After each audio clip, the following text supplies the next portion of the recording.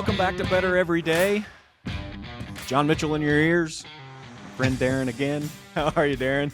I am in their ears as well, John. So good. I went old radio broadcast there for a second. I like it. Oh man, a little bit of rain today. Feels fallish. It does feel fallish today, and I've got a trip to Boston and then one to Salt Lake City, and it's supposed to be 60 degrees in both places. Sweaters, cashmere sport coats. Sign me up. When's it start to make sense for you to own a private jet? It's been every week you've traveled. It feels like. I'm thinking about 2-seater planes, what I can afford. King Air, maybe. One of those things that has the tent on, the kite on top of it. That's my ultralight. Yep. Yeah. Well, we've been talking a lot lately. I think the older I get, the more I realize how much my brain gets tangled.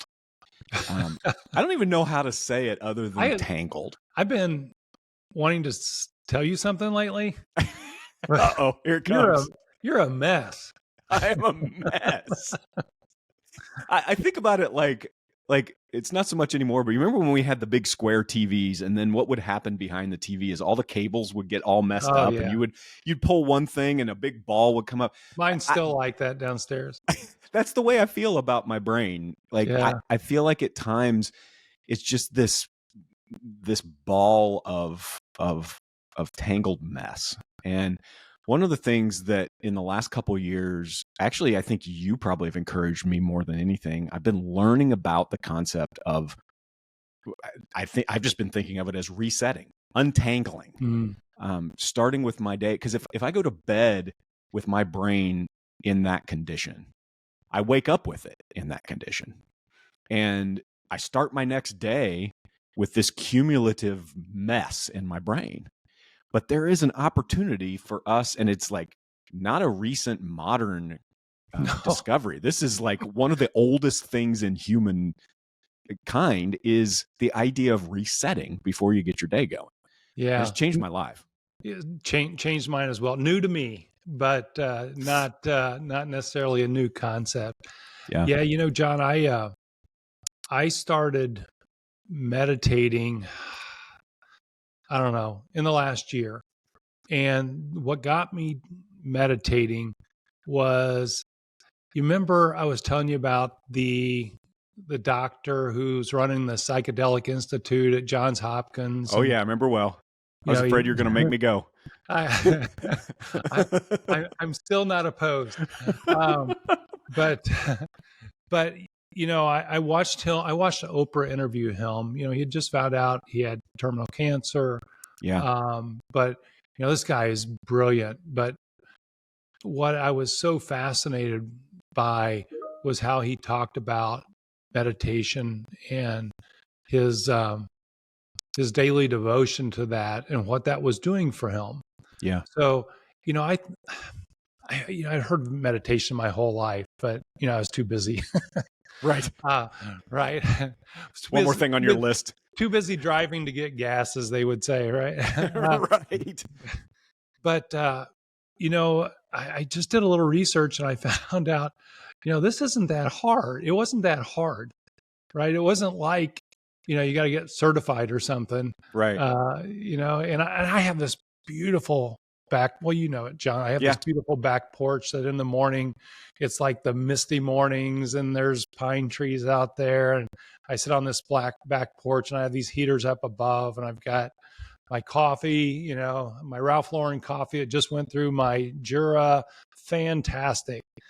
But I started this process of stilling my mind. Yeah.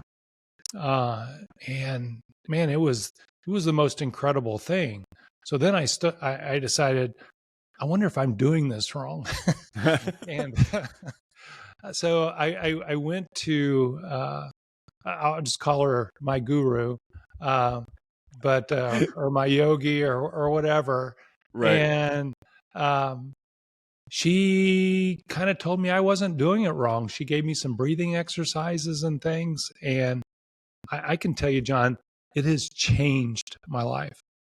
I know it has. So one thing I want to do on this podcast that I don't hear people do, they talk about meditation. They talk about how big a deal it is and how important it is. They don't talk about what it is. Yeah. So let's just take whatever it takes, 2 or 3 minutes here. Tell me, what do you do in that time? What would you say you do? What would you say you do on the back porch with a Ralph Lauren coffee? Like, what are you doing in that moment? So I sit up straight. So I'm sitting in one of our chairs. I'm sitting up straight, and I close my eyes. Yeah. And I go through a series of breathing exercises that my yoga instructor taught me. So I start by just kind of calming and paying attention to my breath. And then I go through an exercise of sort of short breaths, and I do 3 different sections of those. And then I do one that I hope my wife's not walking through about that time, where I put my forefinger and my thumb together on my left hand, and then I close each nostril and I do a set of breathing exercises there. By the time you kind of get through these breathing exercises, you kind of started slowing your mind down. And then after I finish those, I go into, so anybody listening that actually knows what they're doing here, don't be critical, please. This is why people don't do this. It's working for me. We're just trying to help. So I've done my breathing exercises, and then I really just try to almost stop my brain, without thoughts. And if a thought comes in, I really kind of go back to just focusing on my breath. And what happens for me, John, is I get this, I can feel myself sinking into not my brain settling down is what I feel myself sinking into. Unraveling. And as it starts unraveling, I will start seeing purple. Again, my eyes are closed, but I will start seeing these purple bubbles. And there you go, audience. You're waiting for it. This is the woo-woo part. And if you actually go out and Google this, it actually means it's a thing. It's a thing. I mean, there's different colors that you can see. Mine always happens to be purple. Yeah. But then as my mind gets quieter and quieter and I focus on those, I mean, it's like they start encompassing me. It's like I'm in touch. For me, it's like I'm in touch with the divine. I mean, it's just like it's right there. And I'm so calm. And man, it's an amazing experience. It doesn't, for me, it's usually 20 minutes or so, which goes by, it just goes by so quickly. That's mine. What are you doing? All kidding aside, I really appreciate you being clear about that, because people don't talk about this. Now, mine is a lot like yours. Starts with breathing. My breathing exercises started because of anxiety. And so I have a habit that I use for my anxiety anyway. So I start with that in the morning. For some reason, my anxiety is worse in the morning. So there's even this other layer that I have to unravel. So I start with the breathing, and then I go into this. It's an ancient exercise, and it seems to be the one that works best for me, where I do close my eyes and I sit straight up. What I can't do is like lay down, or I fall asleep, or I get tired instead of calm, So I sit straight up and I try to feel every part of my body one portion at a time. The idea is that you feel it without moving it. So you start with your right foot and then your left foot, and you go right, left, all the way up your body until you get your ears, and then you feel your head. And by the time I get done with that, I don't have the purple feeling, that color that you have. I've not experienced that very often, but what I experience is just like with my eyes closed, everything gets really bright. Just like a bright light. And my whole brain starts to calm down. And at that point, I'm usually 10 to 12 minutes in. And what I'm trying to do is stay in that moment. And the hard part is the dog barks, something happens, the water kicks on, whatever it is in the house. And so I have to constantly bring myself back. And that's where the work starts for me. Once I get to the top of my head, the hard work is staying in that spot. And I'm to the point where I get about 8 minutes, and then it's just too much. It's like I just can't quite.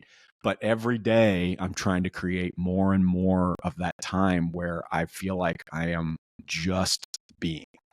And I know that sounds like some sort of a weird, I don't know, yogi kind of a, and maybe it is. But the truth is, if you've never tried this, it is absolutely at least day changing, if not life changing, to begin your day this way. Well, I mean, when you do something every day, it becomes life changing, but it is day changing. It resets it sets me in the morning to just be really grounded first thing, because my natural tendency is to get up, grab my coffee, and start thinking about things. Yeah, me too. Right. And just take off. And recently, I was traveling for almost a couple of weeks, and I got out of the routine.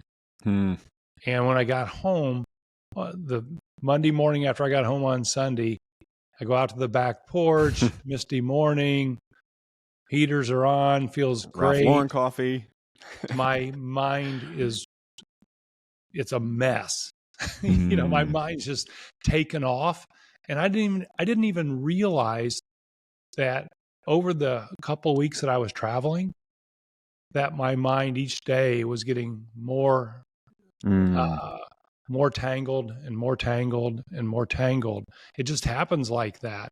And until I went on to the back porch on that Monday morning, and I'm like, geez, I got to start over. I'm a mess.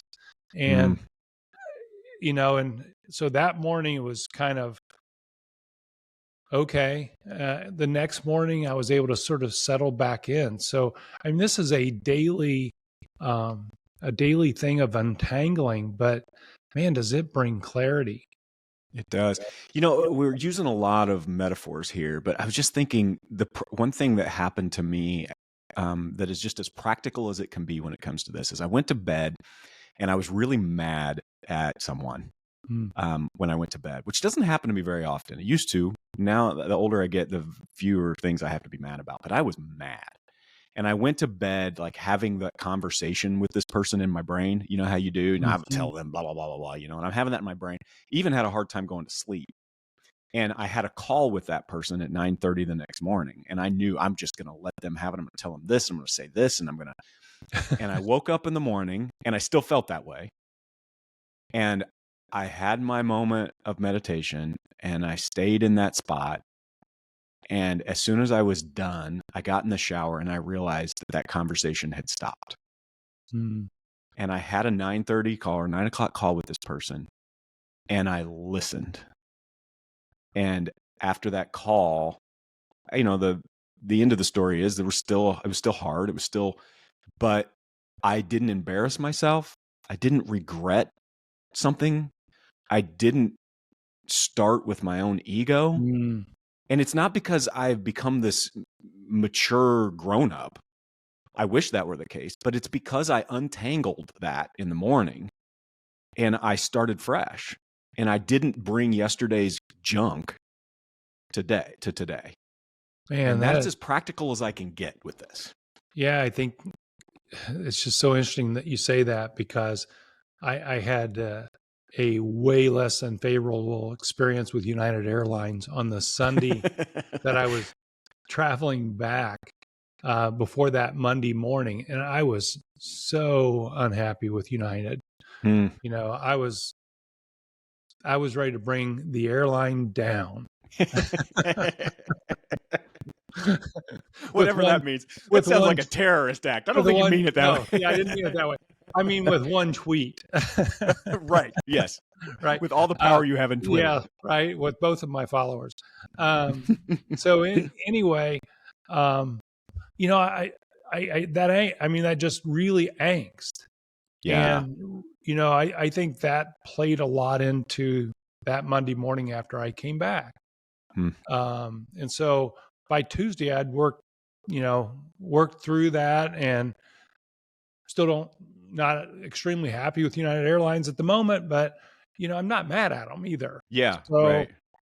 there's just so much to, I think, giving yourself a fresh start each day, because Yeah, if you start twisting those cables on Monday, and then you twist them a little bit more on Tuesday, and by Wednesday, and this just keeps going. And if you don't notice this, welcome to the crowd, because right.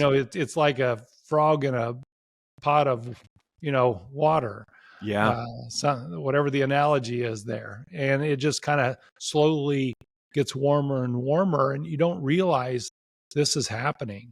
yeah, I can actually now sort of identify it in other people, and you and I both know who we're talking about at the moment. But um, you can see in other people, once you kind of reset yourself, this just quickness to just really be upset. yeah, yeah. I think there's some baggage that we have that keeps us from this, whether it's, you know, my Christian heritage, which I just become more and more thankful for. I went through this period of time where I was decompressing and deconstructing it all. And my belief system has changed, but my heritage, I become more thankful for. The idea in Christianity is that you start each day with this, you call it a devotion, you call it prayer time, whatever you call it. I think the heart of it is this habit that isn't just about your calendar. It's about your, the ancients would say it's about your soul. It's about your connection to something bigger than you. And even if you're not a faith person, there is a sense that, your brain needs a moment to unravel. And this is not a modern problem, a modern solution. Actually, modernity has made it harder for us to do this, because your phone's dinging and your TikTok's going and CNN is running. And I mean, it's just, there's so much. We have to pursue this ruthlessly in order to include it as part of what the ancients would call our disciplines, the part of the things that make us who we want to be day to day. Yeah, I know. You and I both have listened and read a lot of Richard Rohr's stuff. He was a Catholic priest and Franciscan monk, and but he talks a lot about the concept of contemplative prayer. And for the longest time, I don't think I really understood what he was talking about. Any thoughts on that? Yeah, I mean, obviously there's a belief and a faith tradition in Richard Rohr's context, being a Catholic priest, that includes a conversation, at least mentally, with the divine. And I think that's the low-hanging fruit of prayer, is like this list of things that you're asking the divine for, to check off to make your life better. And that contemplative prayer is about, and I think in the ancient world, was about just being still. Yeah. And when that, I mean, the scripture said, be still and know, is a discipline. And in the midst of that, what you get is this sense of connection with things that are bigger than you. Yeah, it seems to me like it's about not talking, not asking, and even though I don't mean out loud, just mentally, doing things, but just being quiet. The phrase that comes to mind for me is divine alignment. Whether you believe in there being a spiritual divine or not, it's hard when you really bear down on life. It's hard not to believe that there's something we should be aligning with. And in the morning, to be able to start with that alignment is something that people forever have found use in. You're channeling your inner Mickey Singer right now. So, yeah. Michael Singer, great author, obviously a great businessman at one in his life, but how he spends so much of his time in meditation. I really got a lot from that, and Me too. how that helped him to just listen and be in alignment to your point.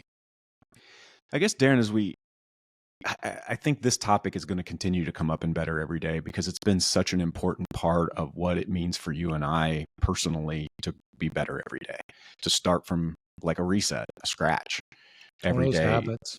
It's a habit that we have to, like working out, like eating right, like all of the habits that we're trying to incorporate. This is kind of where it starts, is resetting every day. And I think if you're listening to this and you have a tendency to lean a specific direction in terms of religious practices, or maybe you're listening to this and it turns you off to think about religious practices, either way, don't let any of that color your need and your desire to start the day with a reset.